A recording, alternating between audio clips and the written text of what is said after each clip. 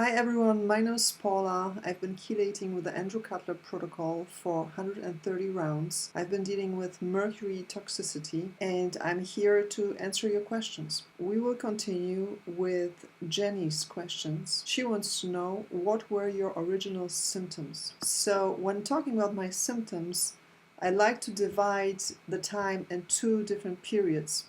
The first period starts when I was a kid and a teenager, and that had a certain set of symptoms. And some of them improved by themselves, or I did different therapies for them, like ozone therapy or exposure therapy, or through a change of diet. And then were symptoms which escalated right before I started chelating, and that was March 2013. I started chelating in September 2013, and in March 2013, a certain set of symptoms set in, which was the main reason for me to start chelating. So the first issues that started in my life that I attribute to mercury toxicity was debilitating social anxiety, was OCD, obsessive compulsive disorder. I was actually diagnosed with OCD and I was treated successfully for OCD. I also know that I turned autistic. I haven't been diagnosed by anyone for being autistic, but reading now about it and reading the symptoms that come with autism, I know that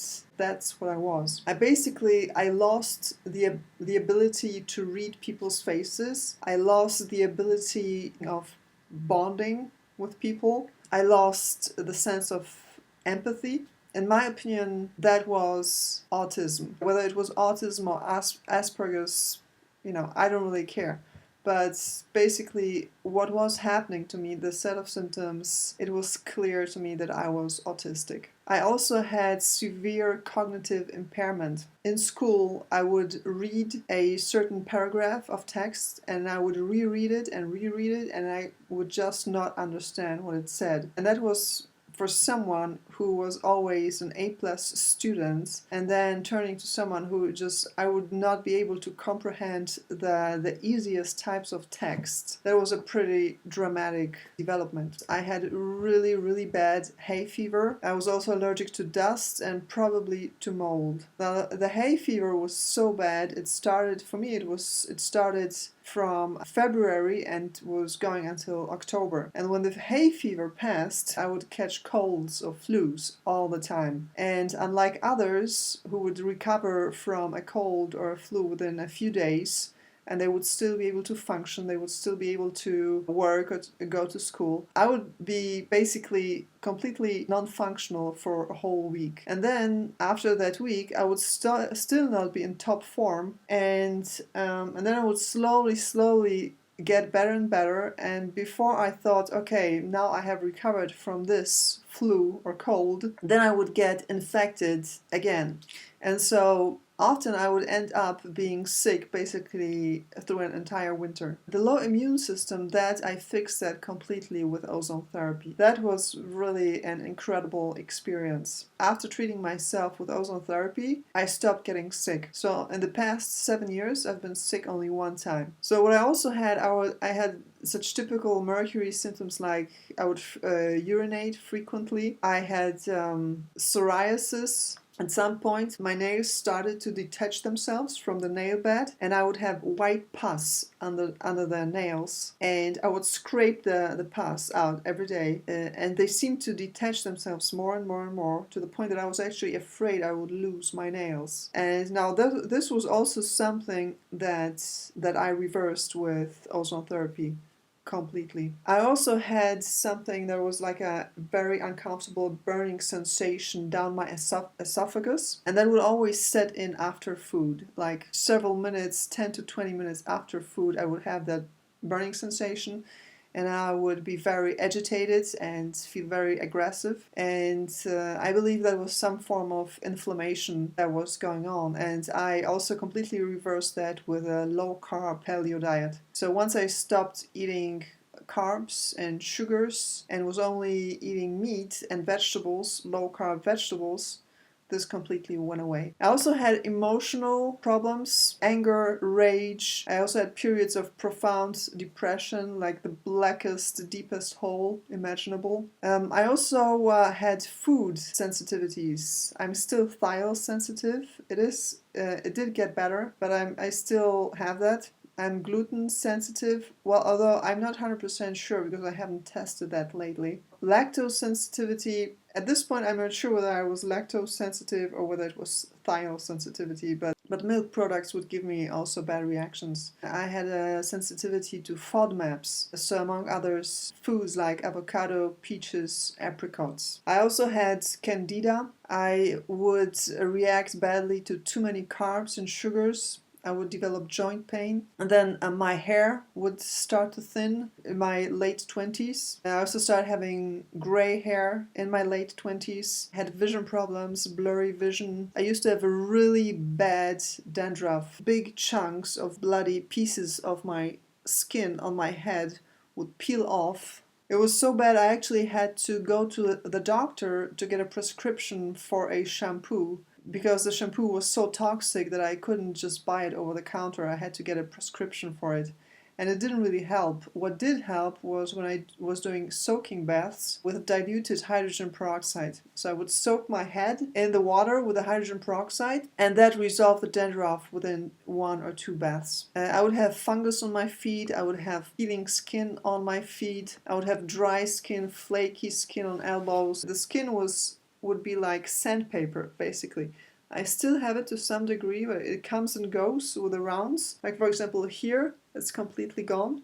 Here, there's still a little bit. What I would also have was really bad PMS, premenstrual syndrome. And then during my period, I would get horrendous migraines to the point that I would not be able to move, sometimes for up to 3 days per month, because movement would make the migraines just unbearable. Sometimes it was accompanied by vomiting. Often I had cramps. Then I used to have a numb feeling in my big toes. And for me, for the longest time, it wasn't clear that that was mercury, because I used to like to wear high heels, and I thought that it was because of the high heels. Maybe they have contributed to the problem, but now I tend to think that it was mostly mercury.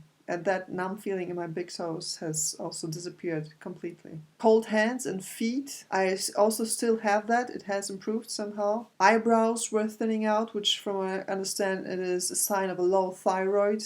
And they have also grown back by now. Getting sick after sunbathing. I had a huge procrastination problem, huge motivation problem. So some of the things I also mentioned in the other videos, like for example herpes simplex outbreaks, or yawning all the time, or breathing problems, shortness of breath, the sensation of not being able to breathe. I also at some point I had the sensation that I was not getting any air, and I panicked. I went to the emergency room. They did x-rays, other examinations, and they couldn't find anything. I would be also emotionally, I would be very volatile. My concentration was bad. I used to black out after getting up. But the most serious symptom, and this is the reason why I started chelating, was fatigue, just crushing adrenal fatigue. Most of the symptoms that I mentioned up until this point, they have somehow stabilized over the years, or as I said, I treated them with other therapies,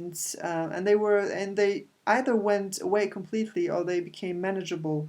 Or it was just something that was, slightly irritating, but it was kind of like in the background. What happened in March 2013 is just this crushing, debilitating fatigue came over me. And that was not the first time, but the suddenness was very drastic. It was that fatigue that made me look for answers and that made me look for a solution. The fatigue was so profound that I had to stop working. I had to abandon most of my responsibilities. That was the reason why I started chelating. And the fatigue, this is where I made the biggest gains. The fatigue is basically as good as gone. It does not hinder me anymore in what I want to do every day. When I want to do something, run an errand, whatever needs to be done, I just get up and do it. One would think this is such a normal thing, and yet it can be such a luxury.